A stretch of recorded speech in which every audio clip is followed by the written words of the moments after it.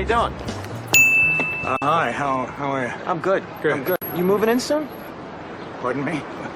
You've been loitering on this corner for the last 20 minutes like you own the goddamn place. I don't think I follow. Yeah, don't get cute with me, pal. I will jam you up so hard, I will jam you from morning until night. You want to get jammed up? No. Huh? You like getting jammed up? No. No. I didn't think so. Good. Give me that wallet. Here. Let's go. Come on. Hi. What we got here? Time to hit the ATM, huh? All right.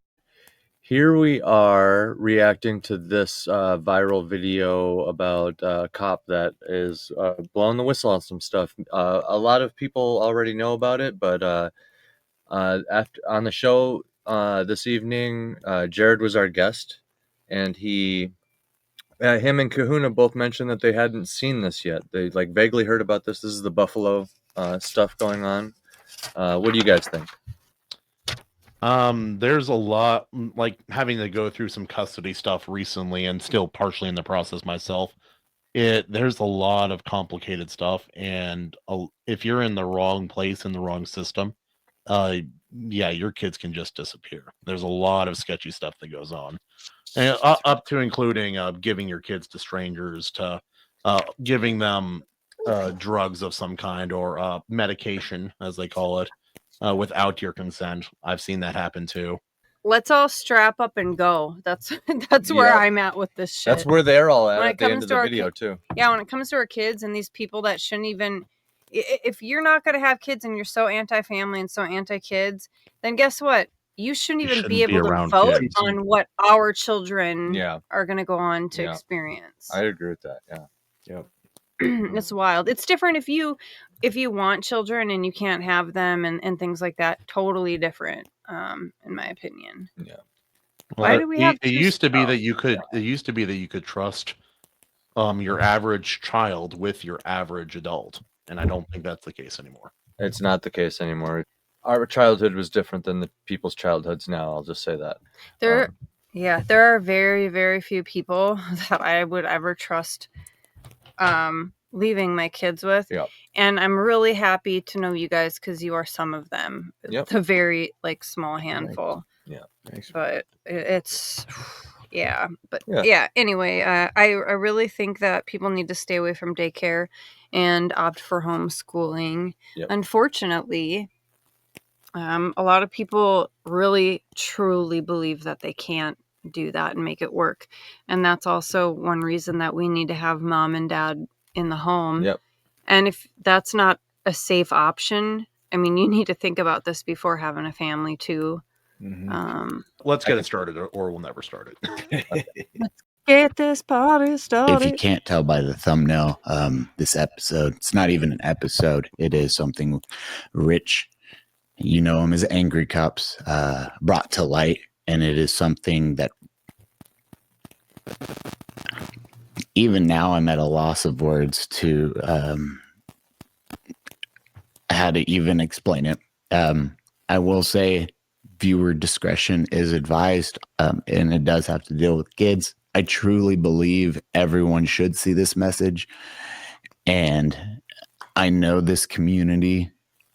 We know this community, and we know you guys will help make this right and make a difference. He seems very serious and emotional already, so I'm getting a little worried. No, and really these guys, most of these guys are all jokers, incling the cop who's doing the exposing. He does a lot of comedy content. I've seen him before. Angry Cops. Wow.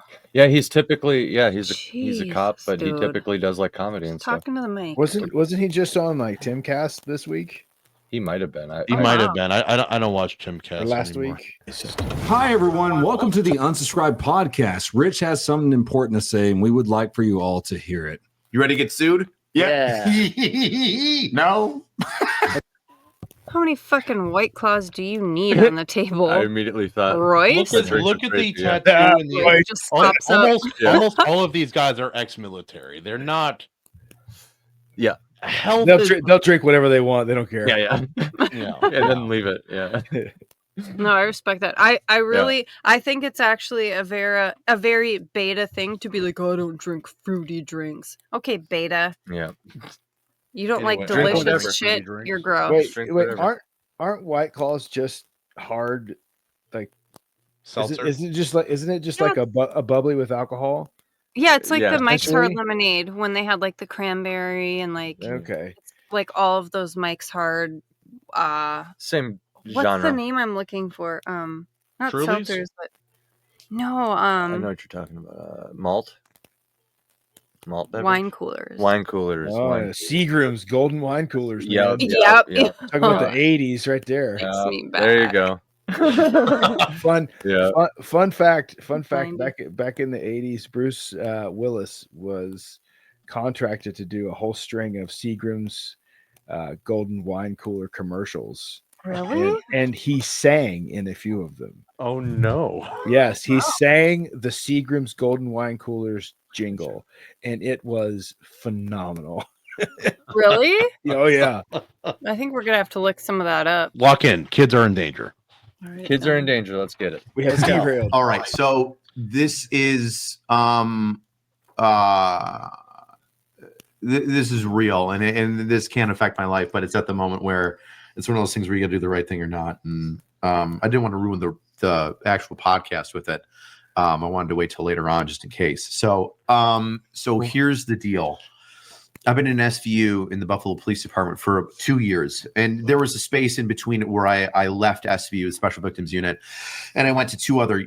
I got promoted to lieutenant, and then went to the FBI and assisted with that, and I'm back in SVU. But during those 2 years, even before then, there has been an issue where the Buffalo school system, specifically their legal representatives in the city, like the city attorneys that specifically work for Buffalo Public Schools, right? So I'm not sure if that's the city of Buffalo buying these attorneys and having them protect them, or if it's like the schools, like lawyers for the schools as their own thing.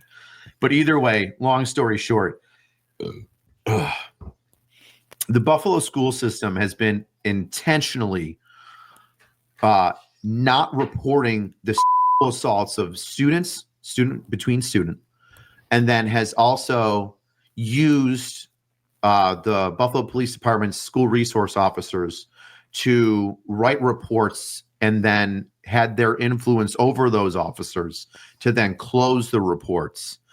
And that's a story I'll get into. Right. So soft pitch, why are they doing that? I don't know. My best estimate is that they're afraid or don't want the numbers to show that there are these police investigations occurring at their schools or assaults occurring at their schools, because it could affect funding or something somehow, which, by the way, is fucking stupid. If a crime happens at a school, it doesn't mean that funding is then stopped or prevented from going to that school. Oftentimes, if there's a problem, people will pour money into that problem to fix it. And I'm going to give you an example. So right there, you heard it right there from a cop that, like, so all these people that you're like, oh, funding. It's like, no, if there's a real problem, talk about it, because like what he just said, it draws attention, and he mentioned starting a fundraiser at the end of this, by the way, which he's going to need for lawyers, to be honest. Like, this is now a financial battle. Well, just putting myself in the position, my kid is going to school now. These kids are probably not in second grade like mine, but imagine that your kid, there's some sort of sexual situation that happens at school, and that you as the parent are not informed when it directly involved your child.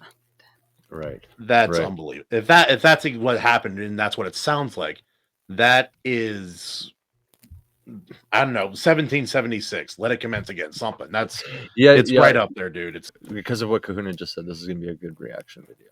Just check this out. This is a real example. There's a school that's attached to the Buffalo Science Museum. That school that's attached to the Buffalo Science Museum has doors that can go from the Science Museum into the school. Those doors are not locked. Individuals can get into them, right? Stranger danger, right? And that happened. So a stranger went into the school. It's a grade school. It's a very low school. And this person grabbed a male and a female child. So it's a very low school? Low grade school. So like first through fifth. Yeah. So so kids under the age of 10. Oh, fuck. So it goes into the school and grabs a young female child and a male child and tries to leave. And I'm gonna parcel this story up in kind of the way that the information came in. The information that came in was that there was one female child that was an attempted abduction. There was no report about the second child. Kind of a big deal. The second child, the boy, had pissed himself. And when his parents came, sorry, I'm getting fucked up. When his parents came to pick him up, I'm already getting so mad. Like, it's not okay at any age, obviously, but like the younger they are, like they literally are so fucking tiny and weak and innocent, and you can't, and they can't, like, I mean, 14-year-olds can at least try to fight. You know what I mean? Yeah. Like, even though a lot of people freeze up or whatever, like, oh, I'm just like sick to my stomach. I really, truly believe we should people's freaking heads off. And, you know, for people who rape children, animals, women, it doesn't even matter if you are like a murderous rapist, like just truly POS, and it can be proven. Like, for example, Brock Turner, people caught him an unconscious woman behind a dumpster. Mm-hmm.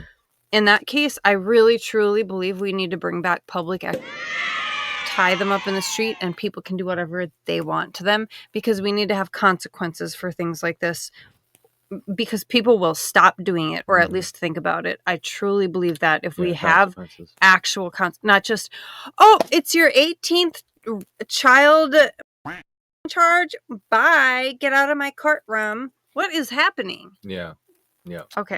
Holy shit, this is fucking, I don't know if I even want to react to this because I'm too mad. So he's saying they didn't even report on the boy. And they took action to like get cases closed, and like he said that like they used leverage to, and they have like a cabal of lawyers. My dog knows I'm like Orcus, like, well, both of them do it, but especially Orcus, when I get stressed out, he like right at me, like he's comforting me right now because he knows I'm not okay. Yeah. Take your time, brother. Yeah, sorry.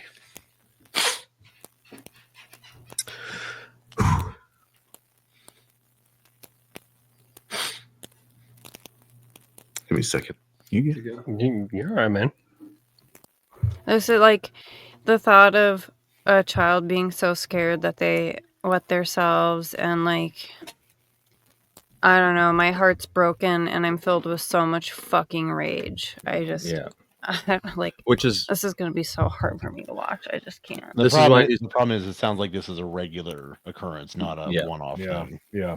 It is the fact that, you know, like when Sound of Freedom came out and they talked about how it's like a 9,000% increase or some crazy shit in just America, and you know, all of this, it's so sickening. There's no real consequences most of the time. A lot of it's not reported. A lot of people just trust their kids with whoever, or it's like the parents that do things to their own kids. It's so freaking disturbing that people are this way, and I cannot deal. This is the kind of shit that makes me feel like I'm not cut out to be part of this world. Mm-hmm. But then it makes me think like, well, that just makes me want to be a better person and raise my son to be a protector and make a difference, because, you know, the good versus evil, you know, and good has to win. So we got to do as much as we can to be good. But it's how people can turn a blind eye and not get mad, where it's like, if I saw someone in person and I knew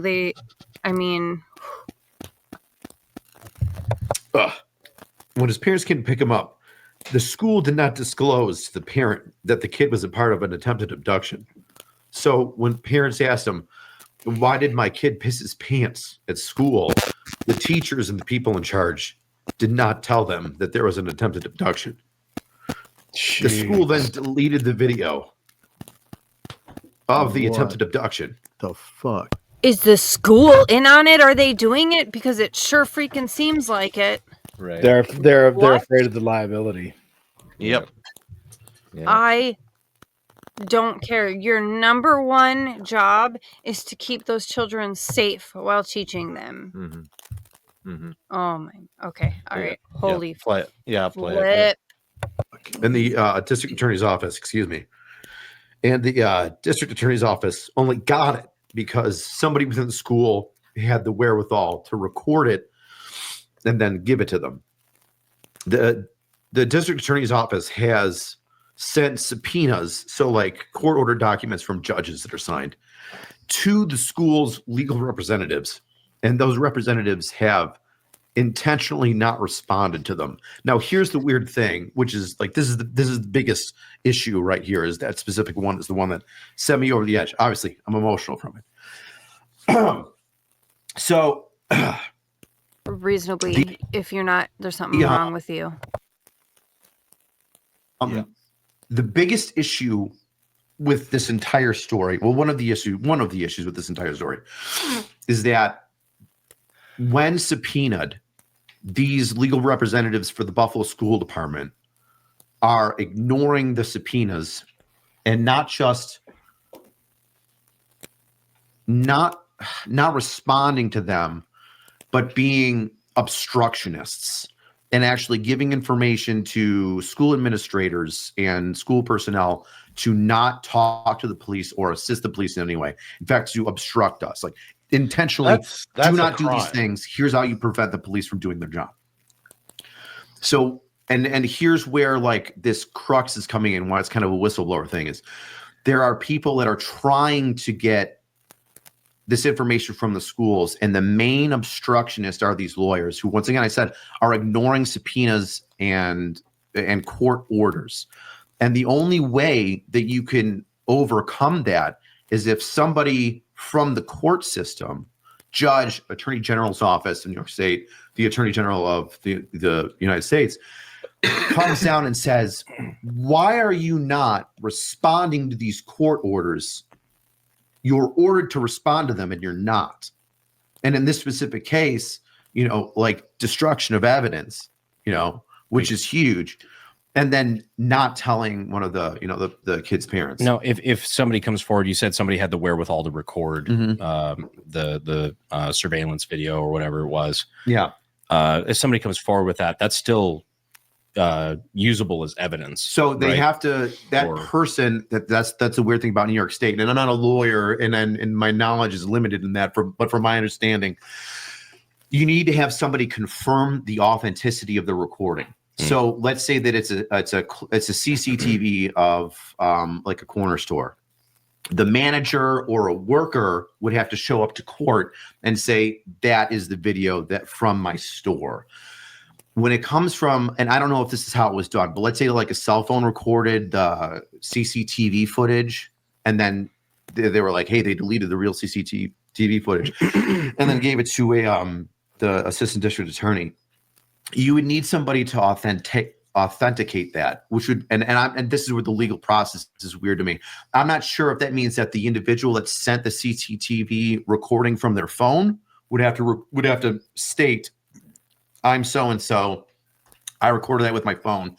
I was in the office of such and such school, and this is recording of our CCTV footage. Or if that means that any representative from the school can say, no, what that person recorded is our CCTV footage. Gotcha. So whoever recorded versus anyone can say yes and verify that. So I'm not sure. Like that's something for like the lawyers to do. I'm not sure how that process goes, but yeah. School district did that, dude. I'm telling you, it's a lot of the schools. When I say that's the worst example that I have, which is obviously a horrible example, I can't tell you the amount of shit that I have to go through in order to go to a school, talk to a principal and say, what did the kid tell you? And they'll go, I can't talk to you. I've got to talk to my lawyers. You're like, it's in your job to protect the kids. I can't tell you how many. Yeah, so like directly obstructing it too, and giving out instructions on how to like not help the police. Destroying evidence, it's all illegal. baby. Very, very illegal. You're so sweet. It's so crazy. Like the whole thing is actually crazy. So like no matter what happens with this guy's job and stuff, like Baby. I think it's worth taking a look at, and I think we're going to see a lot more stuff like surface in the news. I'm going to tell you another one. I had a girl that was, man, I'll get fucked up.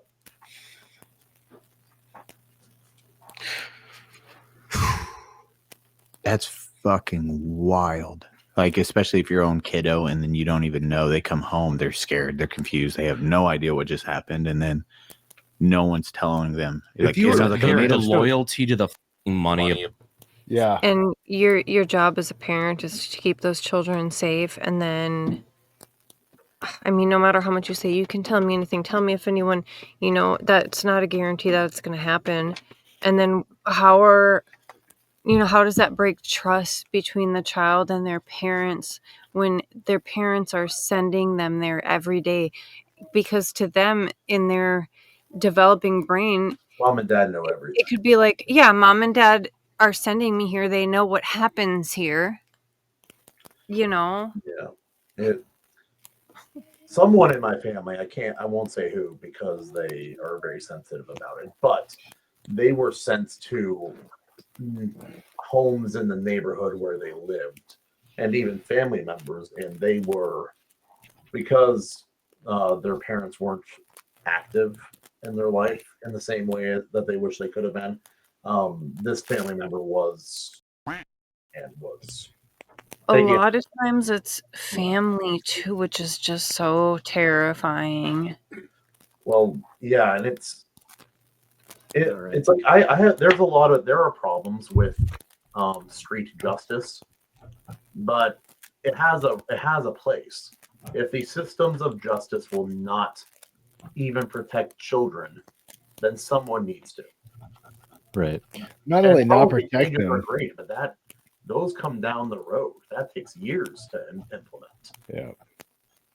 What do you think, Jared? Well, I was just say it's worse than not protecting them. It is actively ignore the issue for the sake of maintaining status and liability, or avoiding liability. Mm-hmm. Mm-hmm. And I think there's an argument to be made that you're participating in the aggressive act towards the children. You're aiding in it. The problem. Oh yeah, if it's there's a lot of things where I do believe that turning a blind eye and acting like that's not happening over there, you are just in this case not as guilty, but damn, you are playing a role in it. And in this case, I think what they're doing is worse, because if they're trying to cover it up, then the person who attempted to kidnap these kids is not being investigated. Mm-hmm. Yeah. He's free, and he will do it. If he tried it once, he will do it again. Yep. Mm-hmm. This is not a casual, random drunken afternoon on the bar. Exactly. If he that's hasn't inherently already. who they are. Yep. 100%. Again, most likely, people typically do what they have been doing for a while. Like, and you know what I haven't done today? He has nabbed a few. Or, you know what I haven't done before? Kidnap a kid. I think I'll do that today. No, it wasn't for me. Really treat myself. No, these people are insane.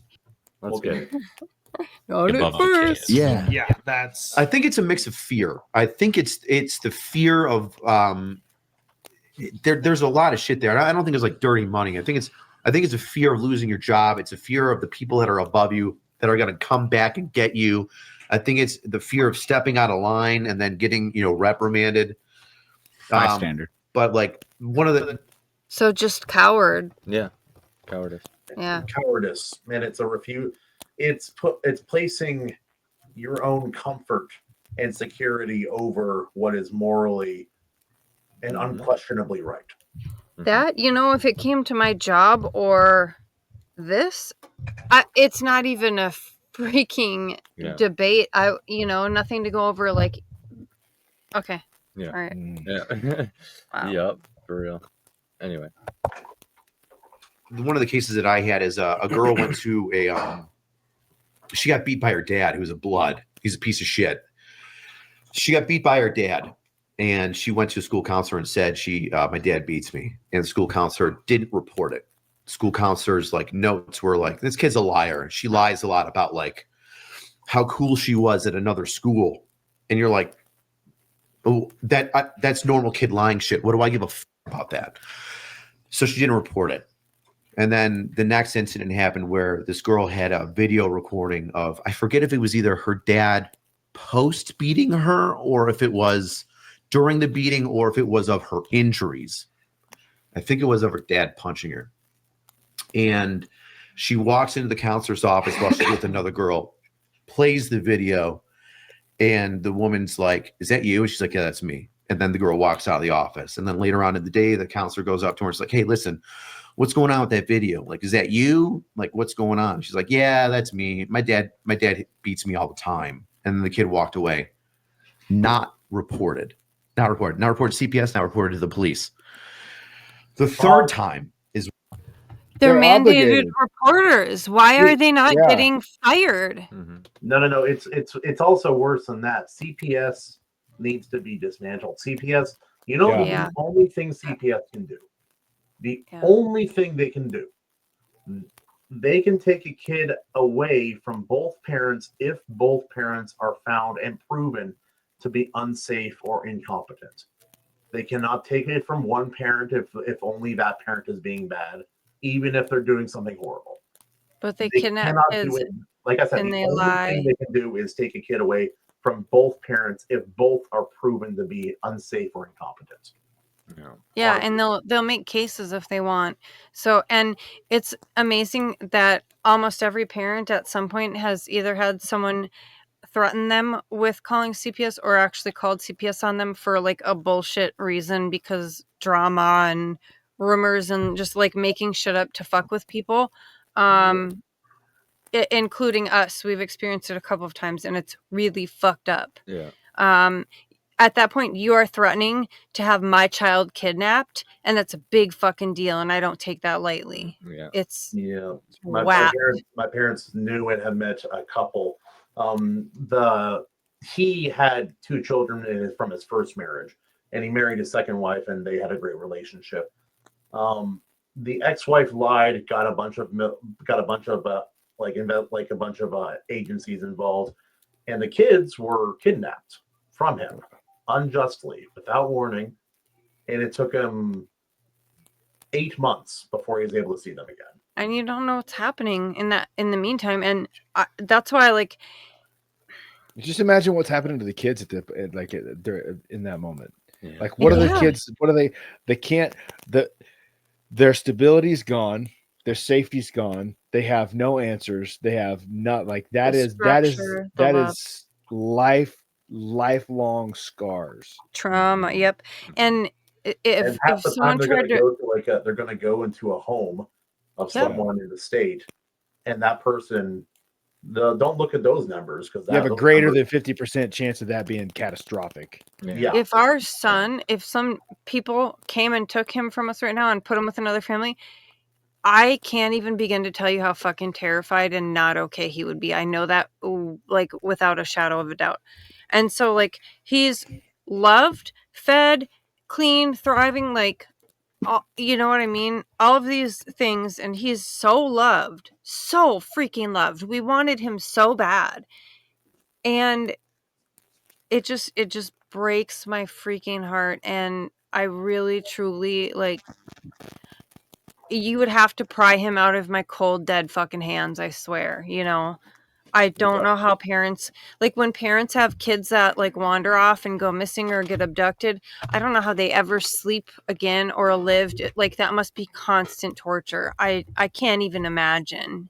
Some people never recover from that. CPS is just another example of how broken our justice system is and our government and things like that. And it's like, we have the best country everyone wants to come to, and it's this bad. So we need to do better. And I can see why people think the end times are near. Yeah. So we'll finish up the end times. Sorry. Let's see what we got. is when my case comes in. The kid comes into school beaten and bruised and swollen, and then they remove the kid from the parents' custody, right? And then that's when I get the investigation of child abuse. But it took 3 fucking times to It get took to 3 you. times. The first time, it's easy. Hey, CPS, this girl says that she got beat. I don't really know what's going on.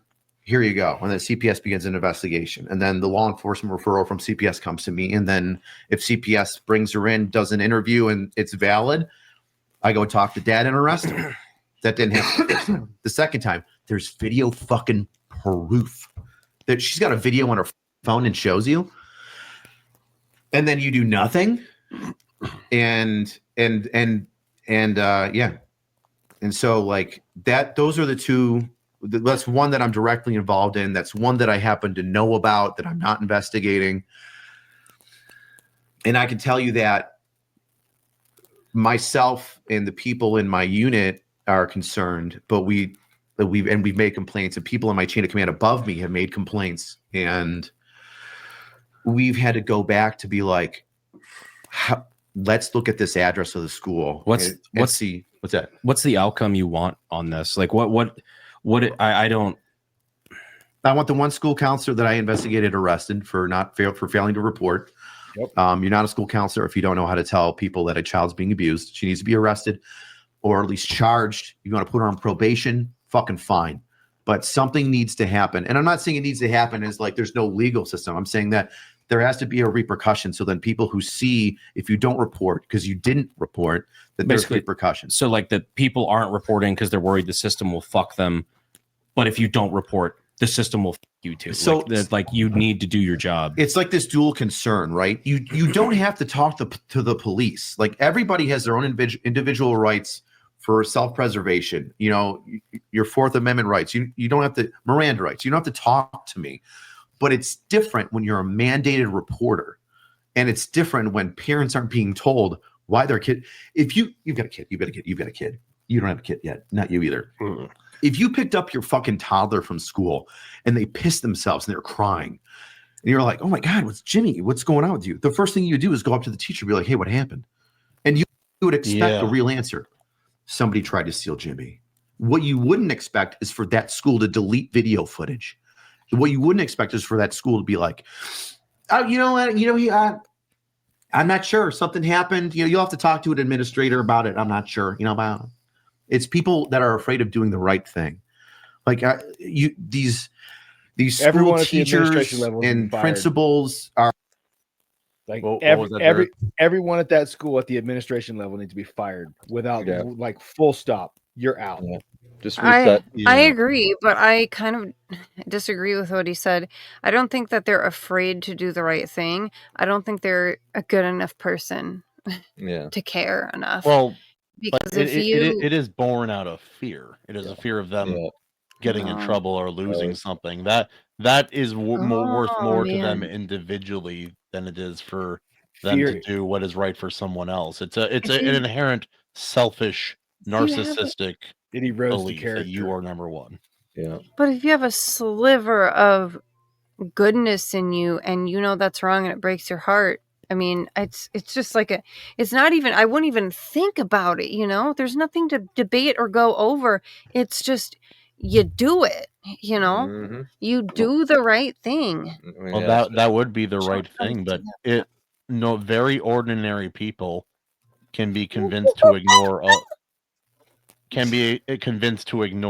a lot or even commit atrocities. I've read journals of German officers during World War II into concentration camps, and most of these guys were really, really normal guys, other than what they did at work, in which included swinging babies. Right thing, and like I said, we can guess why. I've got my own hypothesis. This is why, but either way, they're failing to do the right thing for one reason or another. And some of them are bad. And I'll give you another example. This case might have been a fluke. It could have been kids experimenting and then one of them got scared. It could have been absolutely nothing. It still could be absolutely nothing. I've left 6 messages on a principal's voicemail saying, hey, I just need you to talk to me. I need the phone numbers of the parents. I only have the phone numbers of the kids. I don't want to call the kids.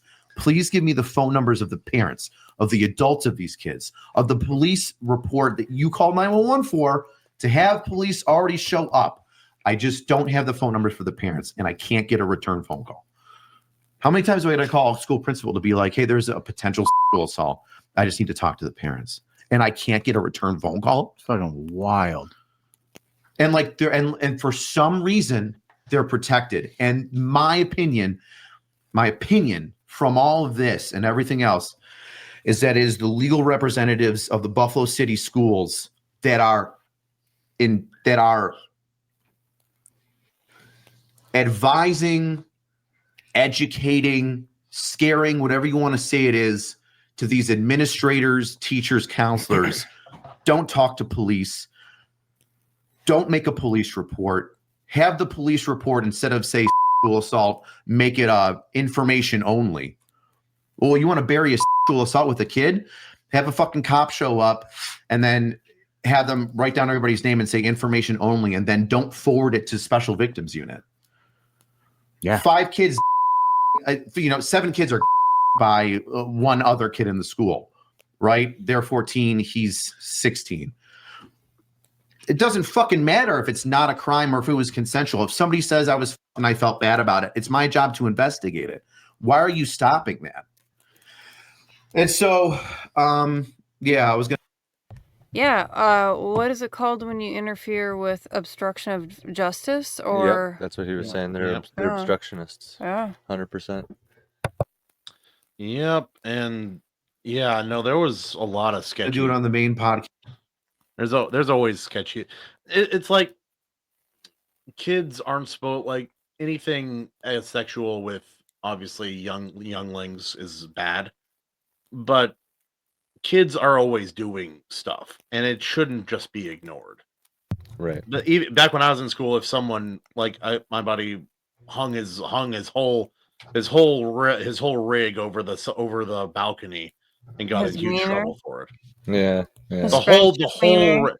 the whole whole friendship rig. wiener, the potatoes, the Friendship whole. wiener flapping over the railing. Everyone the sees shifter and the my pedals, huh? friendship weenie. But yeah, So- and now it. I do wonder if the lack of more masculine, like real, actual manly men teachers, like like the real protectors in society, being no longer either permitted or welcomed in school administrations. I wonder if this affects any of this at all. Do you guys have any comments or any ponderings on that? No, I think it does. I think it does. If you there was a couple videos that came across the Twitter sphere, the X sphere last week of fights that happened, and like fights and just violence in schools, and these male teachers' response to that was shamefully embarrassing. It's like guys like grown ass men, like just going around and like not doing anything, and like it is shameful. Like if you're a man and you're a teacher in that situation and you're allowing that happen, like this, there was one fight, I can't remember where it was, but these two kids are in a fight. There's 3 grown ass man teachers around, and no one's pulling the guy on the top off. They wait till the guy stands up. He takes us 2 steps away and then turns around and comes back and tries to stomp on his head, which is attempted murder. Yeah. And like you have 3 grown men who did nothing to stop that. Yeah. It's like that's pathetic. That is absolutely pathetic. There is no excuse for it. And if you are one of those teachers, you should be ashamed of yourself. Like utterly, pathetically ashamed of yourself. Now, I know part of what led to that because I have a really real world example here. We had a female security guard at our school. She couldn't have done anything to stop 2 of the more excitable children from fighting, and even in high school. But There were 2 kids fighting when I was in 9th grade, and she ran forward and she was a little too exuberant. Pushed one kid, he fell over to getting him out of the way because we made a circle like kids aren't supposed to do. And when she pushed him, he fell and he broke his arm. Oh. That's unfortunate. Yeah. And she got in big trouble for it. Yeah. And because her training, it's like she had no training. Like, yeah. And that's the thing. Like, you give people the proper tools they need to deal with that situation safely and effectively, and keep the people safe. Like that kid got his face stomped on, and he was unconscious. So there's already there's traumatic brain injury right there. So anytime you go unconscious, that could be it for you. Yeah. And like these three teachers had no idea how to deal with it, how to respond to this violence. It's like, it's so simple if you're trained, if you have the training, it's simple, and you can do it without hurting anybody. And like, it just drives me nuts. And then I read the superintendent's letter he posted today out of context. And because I hadn't seen this, I didn't know what it was talking about. And now it's just infuriating. Yeah. Yeah, dude. That's what, the more context you have, the worse this is. Oh yeah. That guy needs to be prosecuted. Like fired, prosecuted, and barred from ever working at a school administration again. Well, even when I was in school, I've noticed that it's not even just my school though, but the only like real man we had as a teacher, like a manly man, was the woodshop teacher. And the second, like the runner up, is the big butch lesbian gym teacher. Yeah, true. I feel like that's, it's the woodshop teacher is such a true stereotype. That is so true. Oh yeah. Not in my high school. We had a bunch of corn-fed teachers there. Oh hell yeah. But I was that's that farmer strength, or they look big, but they don't look like bodybuilders, but then they can push over 1,000-pound hay bales. Insane amounts of weight. Were the woodshop teachers though a little bit more corn-fed? Oh wait. We had brag teachers. They were. We had a pretty big, manly, like 6'6", no joke, big gym teacher also, who was like a football coach too. So we had him. I forgot about him, but where he's like really aggro all the time, and all of mine. Otherwise, they were lesbians. All of them. All of mine were feminized, except for the biology, like the biology teacher. He was like a short, jolly guy. I think he was like bald too. Like kind of had energy of like Tom Bombadil, I want to say. I'd say about a quarter of my teachers were still manly, like when I was in public school. And plus, I feel like we shouldn't allow lesbian gym teachers in girls' locker rooms. So. That's fair. It's super. I'm kind of there with you, but that's a whole different conversation. It's a whole different thing. Yeah. I might be asking for financial assistance after this goes live, but I'm okay with it because you're doing the right thing. It's fucking me up. It's fucking me up. I can't deal with it no more. Something that I've learned from our little podcast is ever since we've opened it up to like first responders, I've read a lot of those stories in there, and first responders deal like PTSD. I think it's like for the active duty military, when you go to war, it's like it's highs and lows. Like you just get a shit show or nothing. Like it's all over the place. But first responders, it's just a constant thing. And like you being in the smack dab middle of both, bro, I don't know how you do it. Like people in general, like cops in general who deal with like sex crimes or child sex crimes, I couldn't do it. I'd be going to prison. Because it's the idea of like the, at least when you're talking about military trauma, it's like that's over there. Well, you have to be able to like step back and be as unemotional as you can and look at the big picture, to try to save the day in a different way. But I'm right there with I'd be in prison immediately. I couldn't do it, and I'd have a freaking breakdown. That was one of the most satisfying scenes in True Detective, the first season of True Detective. Yeah. When Woody Harrelson came out I of never that saw it. shipping container, just blasted that guy in the face. Oh, nice. It's like Yeah, that's a oh really yeah, solid like show. yeah, like he just found because it's like there has to be a reckoning. Yeah. Yeah.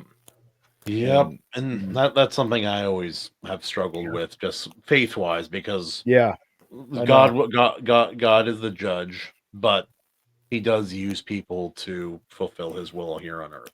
Yeah. And so there's always a part of me, I'm like, and there's a time again, there's a time for everything. So like, is this a time for the sword, or is this a time for a turning of the cheek? Because yeah, God has a very specific way of dealing with evil. Especially in certain portions of the Old Testament. But again, we're a little off topic here on this one. There's certain people. I'll just say this: there's certain people who fully choose the sword and they purposely go to jail for certain reasons because there's really bad people in jail that they can get to. Mm-hmm. Yeah. So yeah. Those are heroes. Interesting stories there, and I think like novel worthy. Yeah. Cough, cough. Anyway, You're in war. Well, that's the thing. You're in war. You are fighting the enemy. You're like, chances are innocent aren't. You're not taking the life of an innocent. It's very rare. You're fighting enemy combatants. You're shooting blah blah blah, and then you come back and you're like, oh, and it's a separation It's versus here. And it's not the innocent you're seeing and then interacting with or pulling up to a crime scene, as you said.